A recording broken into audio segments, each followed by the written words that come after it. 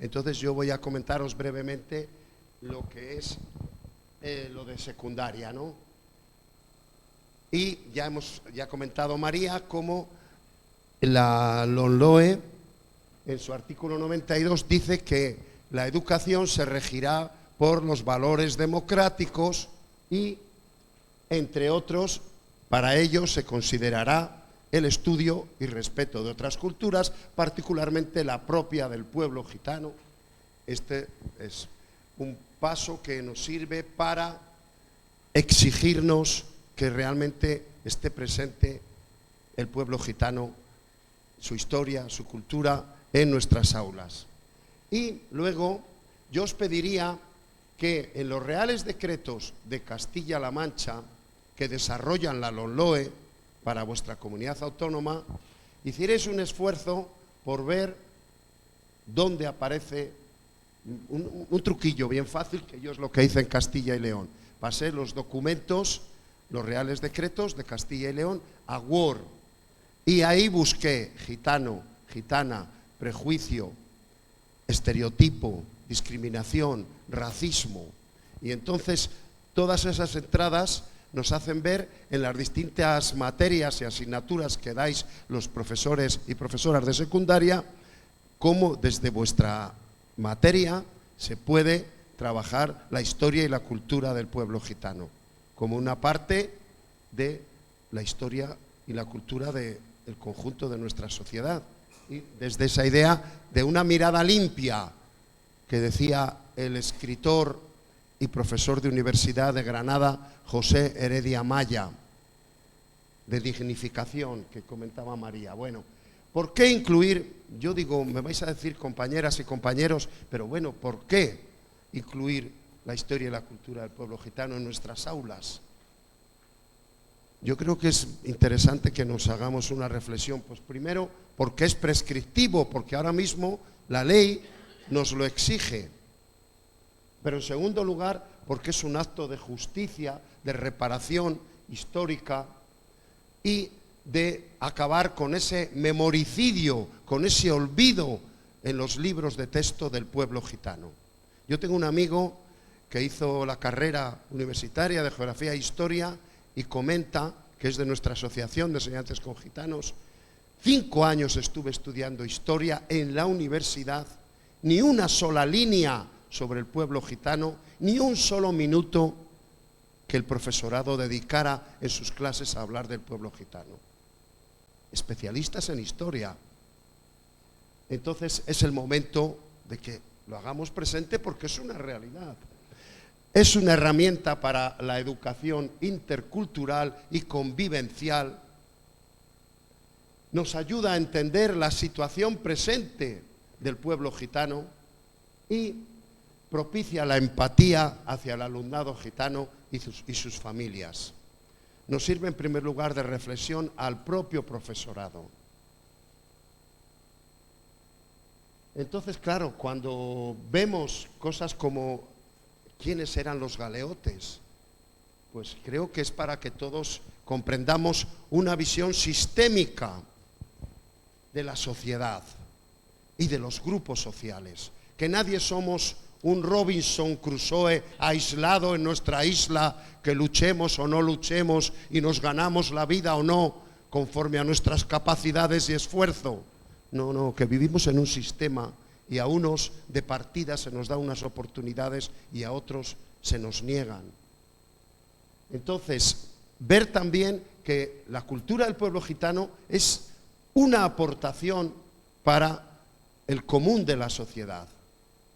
Yo he puesto aquí una frase un poco cortada, pero donde aparecen una docena de términos del caló, de lo que queda de la lengua gitana en España, que utilizamos en la vida cotidiana. Chavales, me mola estar con vosotros y os camelo mucho, que os lo paséis chachi, dabuten, fetén, pero yo apoquino lo mío y me la aspiro. Voy a jalar un poco y a sobar, que mañana tengo que currar y si no voy a estar chungo. Bueno, pues esto es una aportación, entre otras, no digamos, en la música.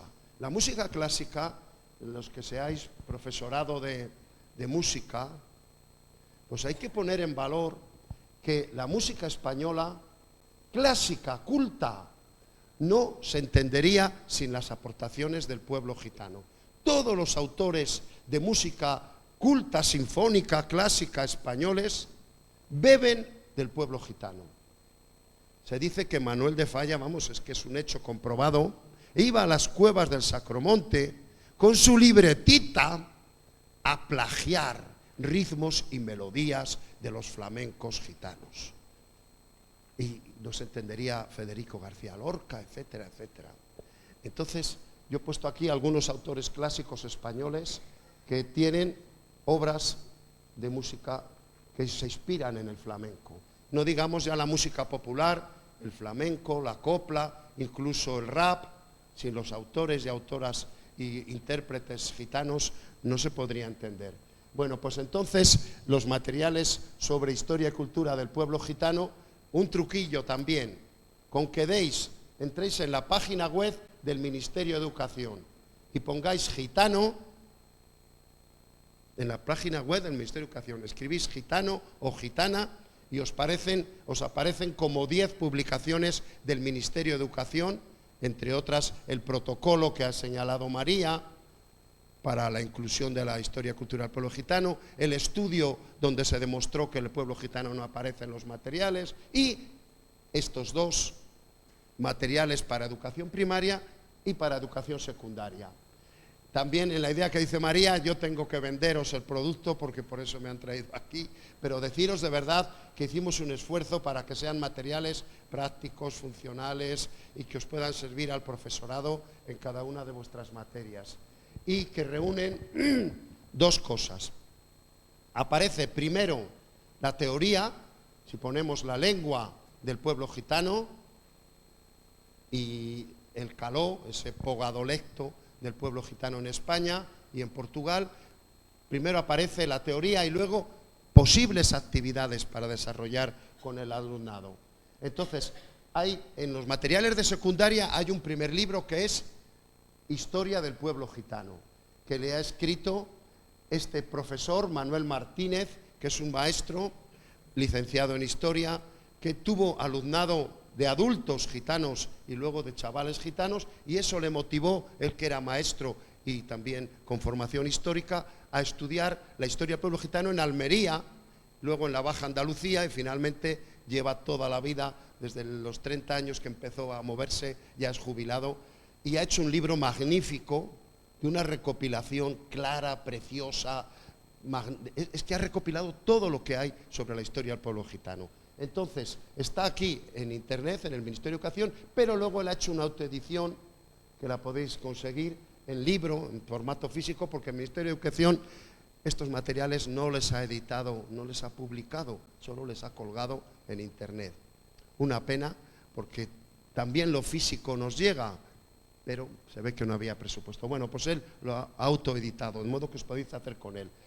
Hay varios libros que yo creo que tienen que estar en todos los institutos y en todas las bibliotecas públicas.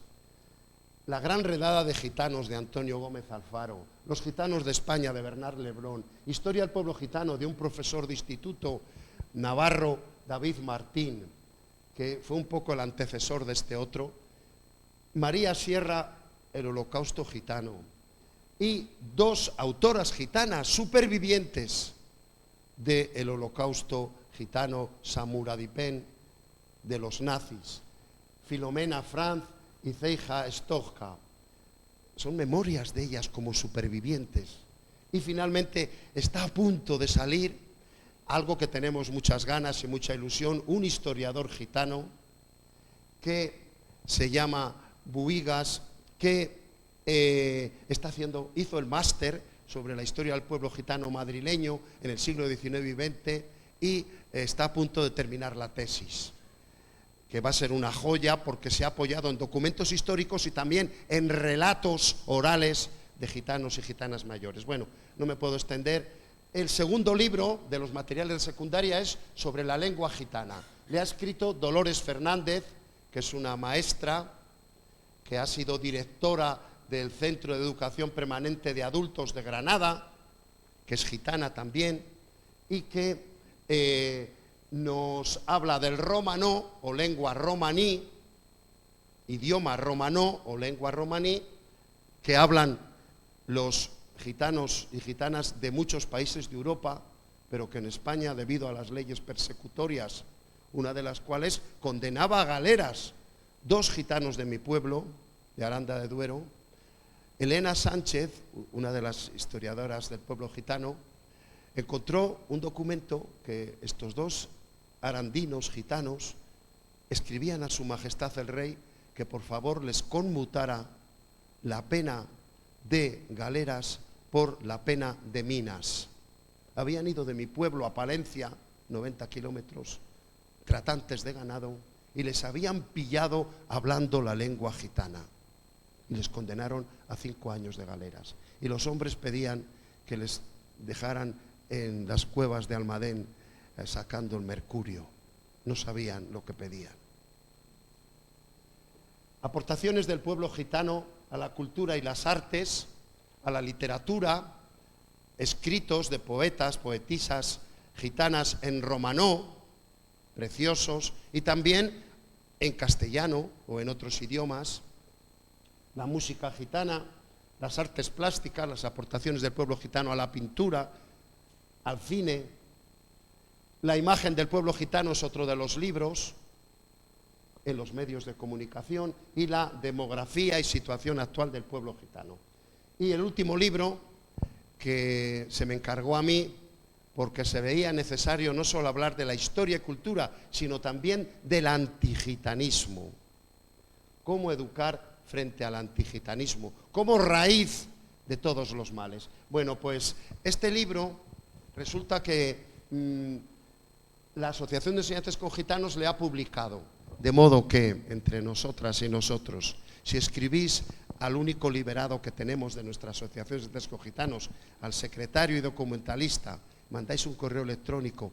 Hemos estado en el curso de esta jornada de Castilla-La Mancha de formación y, por favor, envíanos el libro de actividades, el dossier de la exposición y educar frente al antigitanismo. Los que queden son para repartirlos. Entonces, siendo gente que estáis motivada y lo vais a trabajar, qué mejor que os envíe, ¿vale?, el correo electrónico en la Asociación de Estudiantes con Gitanos. Bueno, pues en este libro, y ya voy terminando, aparecen las raíces históricas del antigitanismo, del racismo contra el pueblo gitano. Y hay 3 tipos de argumentos a lo largo de la historia para expulsar al pueblo gitano, que son, primero, un argumento patriótico y religioso. Como dice Fernando, era mal momento cuando llegaron a mediados del siglo XV, y sabéis que era la lucha por la unidad de España y entronizar el catolicismo. Entonces los gitanos eran una mota negativa dentro de esa unidad dogmática y de desprecio a los diferentes. De modo que es muy triste que la historia de España se diga: los reyes católicos lucharon contra los árabes, los musulmanes, contra los judíos, pero no se diga que también había una minoría mucho más pequeña, pero contra la que se puso una primera pragmática y otras 249 después. Después, el segundo argumentario, como sabéis, a mediados del siglo XVIII empezaron a aparecer las teorías biológicas sobre las razas humanas, como que no solo teníamos fenotipos exteriores distintos, sino que teníamos cerebros distintos. Bueno, entonces luego esto se alimentó con las leyes de la herencia de Mendel y posteriormente con el Darwin. Mal utilizado, se buscó una justificación científica de la desigualdad de los grupos humanos. Y finalmente, después de la Segunda Guerra Mundial, que fue el culmen del racismo biológico, pues ahora ya, ¿qué tipo de racismo es el que predomina? El racismo diferencialista, que es, bueno, todos somos personas, pero somos tan diferentes que nos perjudicamos si convivimos juntos. que son una amenaza a nuestra cultura. Factores que han contribuido al antigitanismo y la exclusión. Desde esa idea sistémica, como profes sensibles, nos tenemos que preguntar qué es lo que ha hecho posible que se persiga, se encarcele, se quiera exterminar al pueblo gitano, que en lo que es hoy Rumanía se esclavizara a los gitanos y gitanas, fueran esclavos. En el resto de Europa eran semiesclavos. Se pretendía quitarles toda su cultura y encima mandarles a trabajos forzados, etc. Pero es que en Rumanía llegaron a ser esclavos. Y hay carteles, se vende esclavos en buen estado, en rumano, que están en internet, y aquí en estos materiales podéis acceder y se entienden bien. Entonces, primero, las justificaciones ideológicas que acabamos de ver son una argamasa para justificar la discriminación. Segundo, el recelo a la población sedentaria. Los que estaban estables en la península, al ver llegar a gente peregrina, errante, esto genera suspicacias. Tercero, la explotación económica. Tenemos que ser muy conscientes que parte de la exclusión del pueblo gitano fue porque se les explotó económicamente, para que sirvieran a, como ha comentado esta mañana el compañero, para que sirvieran a los terratenientes, a los labradores, para que remaran en los barcos de navegación, para que sacaran el mercurio, que era muy importante, como sabéis, para luego la extracción del oro y la plata, para que estuvieran en los astilleros, que teníamos que hacer una gran armada imperial. Entonces, parte de la exclusión del pueblo gitano fue por un motivo de explotación económica, que no podemos olvidar. También porque las propias leyes discriminatorias te dejan en inferioridad de condiciones. Si no te dejan trabajar, si no te dejan la venta de ganado, pues al final te están dejando sin posibilidades de sobrevivir. También por la pequeña delincuencia famélica, qué duda cabe. Primero es comer, y entonces hacía falta comer. Y claro, si hablas con ancianos mayores, te dicen, efectivamente, a veces, en situaciones, teníamos que robar una gallina, so pena que quisiéramos que nuestros hijos se murieran de hambre. Y finalmente, todo este conglomerado de prejuicios, exclusión, rechazo, pues va haciendo que es como que estemos pisando para que no salgan del hoyo. Y un apartado precioso que ya no nos da tiempo es la dimensión psicológica de los prejuicios y estereotipos. En el libro dedico un capítulo que es un tema que yo creo que es bueno que reflexionemos. Cómo se crean esa generalización estereotipada y de cliché que se hace de un grupo social, tanto sean mujeres como LGTBI, como población gitana, pueblo gitano, esa por una persona condenar a todos, y cómo se retroalimenta la exclusión y los prejuicios y estereotipos. A mí me gusta, existe un antigitanismo sólido, agresivo, que es lo que ha pasado el verano pasado, que porque un gitano en una localidad, en Illora de Granada, y otro en Peal de Becerro, en Jaén, cometieran un crimen y mataran a otra persona, como ha dicho esta mañana, se extiende los gitanos y se destruyeron casas de gitanos, se quemaron vehículos, se les empujó para que se fueran. Si en mi pueblo viven 1000 gitanos y gitanas en Aranda de Duero, si uno comete un delito, los demás, es como si dicen los sordos, que es servidor, porque un sordo ha cometido un delito, a mí no me incluyas, yo ni siquiera estoy en Aranda ahora. Bueno, pues, y hay un antigitalismo líquido, disimulado, microrracismos. Hace poco ha fallecido Juan Muñoz Martín y la prensa se ha deshecho en elogios. Yo no le quito méritos de que sea un hombre con gracejo, que haya vendido 1 millón de ejemplares, ha vendido este libro, Fray Perico y su Borrico. Creo que es el libro más vendido y más leídos en nuestros colegios de toda España, y durante 20 años. Pero claro, Fray Perico, resulta que aparece que los gitanos le venden un burro defectuoso, le engañan. Claro, es que estamos educando a los chavales, aconsejando este libro. Hace poco, antes de Navidades, una cofradía de Semana Santa religiosa, voy a un entierro y veo ahí unos dípticos de esa cofradía. Como se acerca la Navidad, os aconsejamos que cantéis villancicos. Ponemos aquí uno. En el portal de Belén, gitanitos han entrado. En una iglesia, una cofradía, nadie se da cuenta de retirar esos dípticos. Entré dentro al párroco y le dije, por favor, no sé quién ha escrito esto, pero es que, ¿cómo estamos educando a los cristianos? Bueno, y finalmente, hay una guía de recursos que es muy recomendable, después de todos los materiales que, ya no del antigitanismo, sino de todo, de secundaria, que aparecen recursos con propuestas didácticas. Todas las propuestas y unidades didácticas que hay sobre el pueblo gitano están aquí, y las que están en internet podéis pinchar a un enlace. Después, recursos audiovisuales, todos los vídeos y recursos audiovisuales que hay en internet os los hemos puesto aquí. Y finalmente, todas las páginas web de asociaciones gitanas, blogs, portales que hablen de pueblo gitano, discriminación, prejuicios y estereotipos, les tenéis aquí, ya os digo, en azul, pinchando, por ejemplo, este pueblo, este precioso que hicieron en el País Vasco, de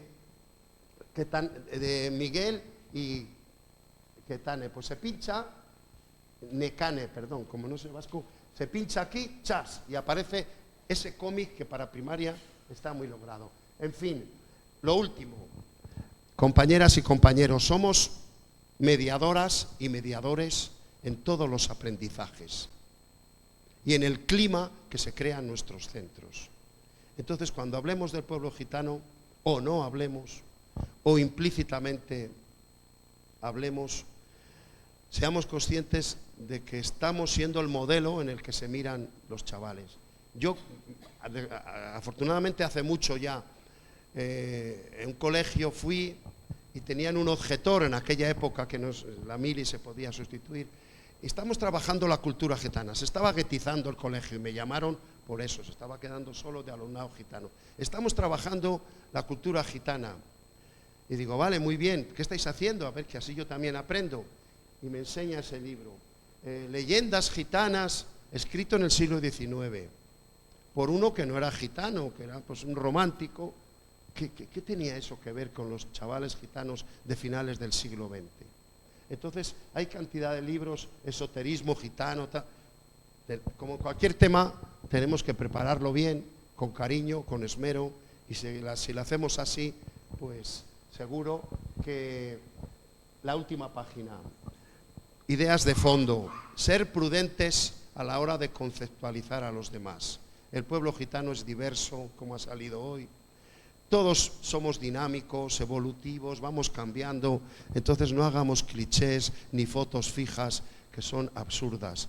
Y entre el pueblo gitano, 1 millón aproximadamente de personas, anda que no puede haber diferencias. Cada persona es el centro y somos únicas. Pero sí hay un rasgo común del pueblo gitano. Fernando Macías ha dicho muchos, pero yo añadiría también el de vulnerabilidad.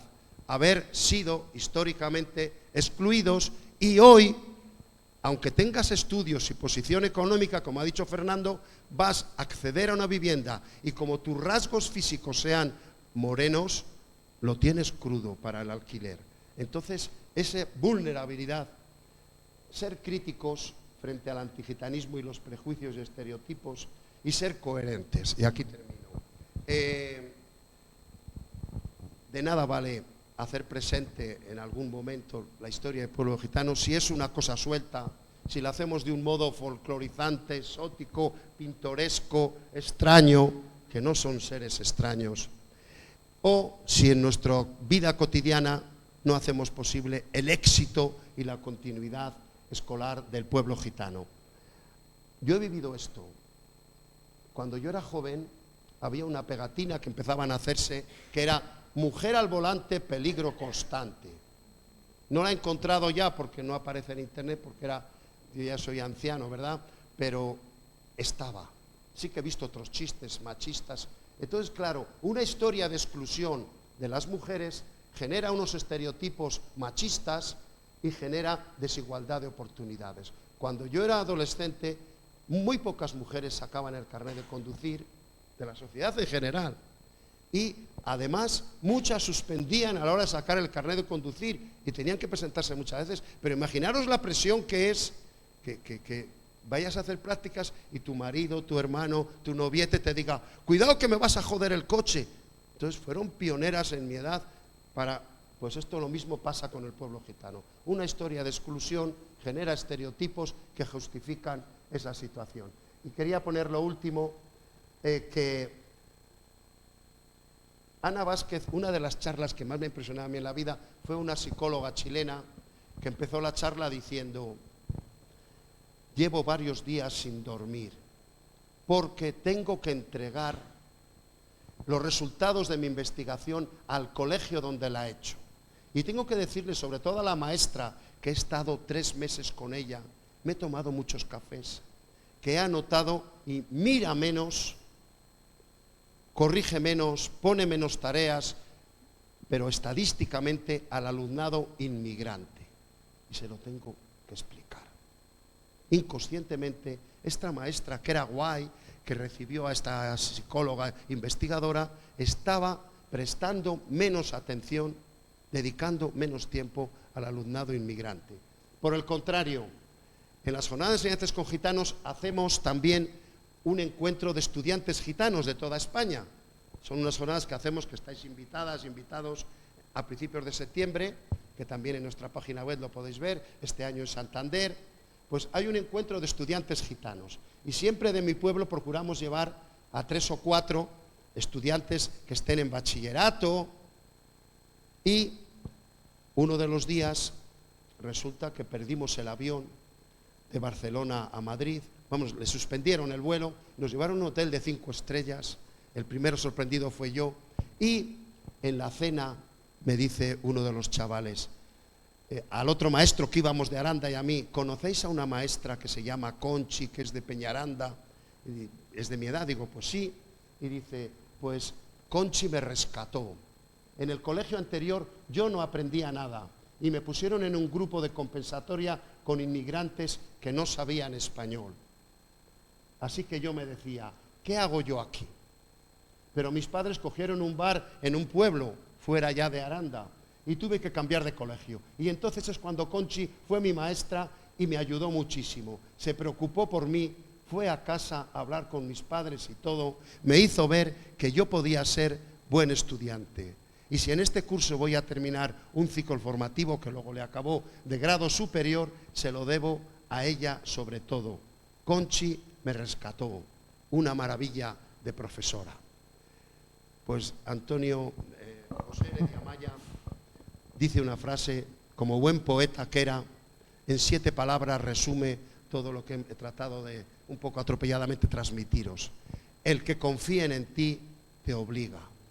Eso nos respondió cuando le dijimos, ¿tú cómo has estudiando? Has sido de una familia pobre, de un pueblo de Granada, y que estudió en los años, a principios de los años 60, y ya has llegado a la universidad a publicar libros. Pues José Heredia Maya, autor de Camelamos Naquerar, de una obra preciosa de teatro sobre la historia del pueblo gitano, de libros de poesía, de crítica literaria, pues nos dio esta respuesta: el que confíen en ti te obliga.